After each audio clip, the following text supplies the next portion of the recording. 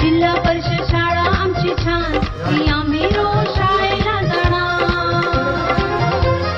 जिल्हा परिषद शाळा आमची छान, ती आम्ही रोज शाळेला जाणार. आमचे गाव, गावातली जिल्हा परिषद शाळा लावते आमच्या मनाला लळा.